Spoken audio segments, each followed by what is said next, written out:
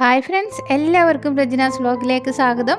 ഇന്ന് ഞാൻ വന്നിരിക്കുന്നത് വൈകുന്നേരങ്ങളിൽ ചായക്ക് കഴിക്കാൻ പറ്റുന്ന ഒരു സ്വീറ്റ് ആയിട്ടുള്ള പഴം വെച്ചിട്ടുള്ള ഒരു റെസിപ്പിയാണ്. വളരെ എളുപ്പത്തിൽ വീട്ടിലുള്ള 2-3 സാധനങ്ങൾ വെച്ചിട്ട് തയ്യാറാക്കാൻ പറ്റുന്ന ഒരു റെസിപ്പി കൂടിയാണിത്. ഈ റെസിപ്പി നിങ്ങൾ ട്രൈ ചെയ്ത് നോക്കിയിട്ട് ഇഷ്ടമാവുകയാണെങ്കിൽ ലൈക്ക് ചെയ്യാനും ഫ്രണ്ട്സിനും റിലേറ്റീവ്സിനും ഷെയർ ചെയ്ത് കൊടുക്കാനും മറക്കരുത് കേട്ടോ. കൂടാതെ പുതുതായി ആരെങ്കിലും കാണുന്നുണ്ടെങ്കിൽ ചാനലിനെ സപ്പോർട്ട് ചെയ്യാനും മറക്കരുത്. വീഡിയോയിലോട്ട് പോകാം. ഇതിനു വേണ്ടിയിട്ട് ആദ്യം തന്നെ 2 നേന്ത്രപ്പഴമാണ് എടുത്തിരിക്കുന്നത്. അധികം പഴുത്ത പഴം എടുക്കരുത് കേട്ടോ. ഇത് തൊലിയൊക്കെ നീക്കം ചെയ്ത് ഒരു മീഡിയം സൈസിൽ കട്ട് ചെയ്തെടുക്കാം. വല്ലാതെ പഴുത്ത പഴം എടുക്കുകയാണെങ്കിൽ പെട്ടെന്ന് തന്നെ ഉടഞ്ഞു പോകും. അതുകൊണ്ടാണ് അധികം പഴുത്ത പഴം എടുക്കരുതെന്ന് പറയുന്നത്. ആദ്യം തന്നെ ഒരു പാൻ അടുപ്പിൽ വെക്കാം. അതിലേക്ക് 1 ടീസ്പൂൺ നെയ്യ് ഒഴിച്ചു കൊടുക്കാം. നെയ്യൊന്ന് ചൂടായി വരുമ്പോൾ ഇതിലേക്ക് അണ്ടിപ്പരിപ്പ് ഇട്ട് കൊടുക്കാം. ഇതൊന്ന് ഫ്രൈ ചെയ്തെടുക്കാം. അണ്ടിപ്പരിപ്പൊക്കെ ഓരോരുത്തരുടെ ഇഷ്ടമാതിരി കൂട്ടുകയോ കുറയ്ക്കുകയോ ചെയ്യാവുന്നതാണ്. ഒരു 2 മിനിറ്റ് കഴിയുമ്പോൾ ഇതിലേക്ക് ഉണക്കമുന്തിരി കൂടി ഇട്ട് കൊടുക്കാം. ഇതും കൂടി ഒന്ന് ഫ്രൈ ചെയ്തെടുക്കാം. ഇതൊന്ന് കളർ മാറി വരുമ്പോൾ ഒരു പാത്രത്തിലേക്ക് മാറ്റി വെക്കാം.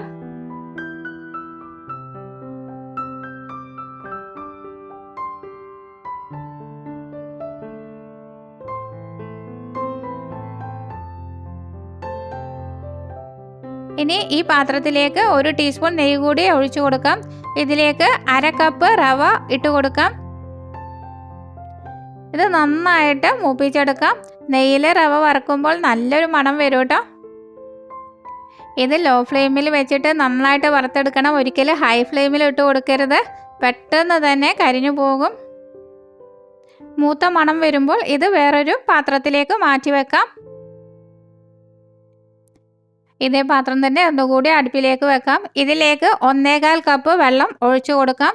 വെള്ളം നന്നായിട്ട് തിളച്ച് വരുമ്പോൾ നേരത്തെ റോസ്റ്റ് ചെയ്ത് വെച്ചിരിക്കുന്ന റവ ഇട്ട് കൊടുക്കാം. ഇത് ലോ ടു മീഡിയം ഫ്ലെയിമിലിട്ട് നന്നായിട്ട് വേവിച്ചെടുക്കാം.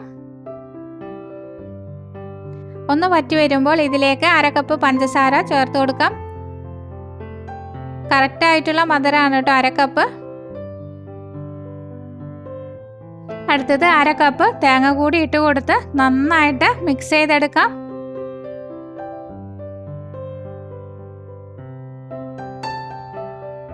തേങ്ങ ഇട്ട് കൊടുത്തതിന് ശേഷം നന്നായിട്ട് ഇളക്കി കൊടുക്കണം.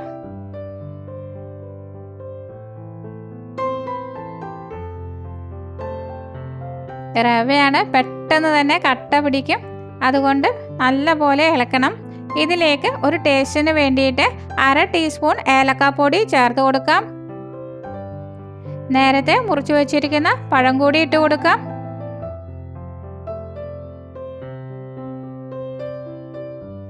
റോസ്റ്റ് ചെയ്തിരിക്കുന്ന അണ്ടിപ്പരിപ്പും മുന്തിരിയിൽ നിന്നും പകുതി ഇതിലേക്ക് ഇട്ട് കൊടുത്ത് നന്നായിട്ട് ഇളക്കി കൊടുക്കാം.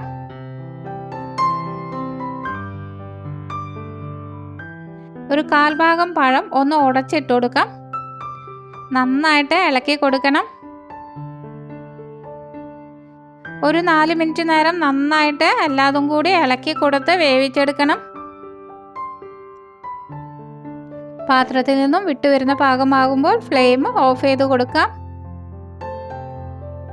ഞാനിതൊരു കേക്ക് ടിന്നിലാണ് സെറ്റ് ചെയ്തിരിക്കുന്നത്. അതിലേക്ക് നെയ്യൊന്ന് തടവി കൊടുക്കാം. ചൂടാറുന്നതിന് മുമ്പ് തന്നെ പഴം റവക്കൂട്ട് ഇതിലേക്ക് ഇട്ട് കൊടുക്കണം.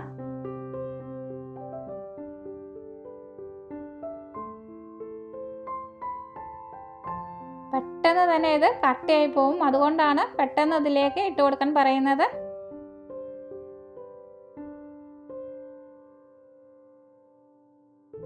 ഇനി നന്നായിട്ട് ഇതൊന്ന് പ്രസ് ചെയ്ത് കൊടുക്കണം.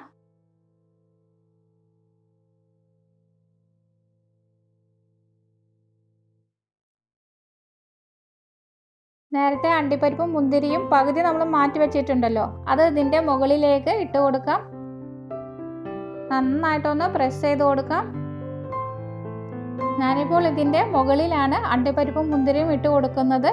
ഇത് 2 വിധത്തിൽ ചെയ്യാം. ഒന്നില്ലെങ്കിൽ ഏറ്റവും അടിയിൽ നമുക്ക് ഇട്ട് കൊടുക്കാം. ഇതിനി നന്നായിട്ട് തണുത്തതിന് ശേഷം അരികു ഒരു കത്തി വെച്ചിട്ട് പിടിപ്പിച്ചെടുക്കാം. തണുത്തതിന് ശേഷം മാത്രമേ ഇത് കേക്ക് ടീനിൽ നിന്നും മാറ്റാൻ പാടുള്ളൂ. അതിനുശേഷം കട്ട് ചെയ്ത് ഉപയോഗിക്കാം. നല്ലൊരു 4 മണി പലഹാരമാണിത്. കുട്ടികൾക്കും മുതിർന്നവർക്കും ഒരേമാതിരി ഇഷ്ടപ്പെടുന്ന ഒരു സ്വീറ്റ് റെസിപ്പി കൂടിയാണിത്.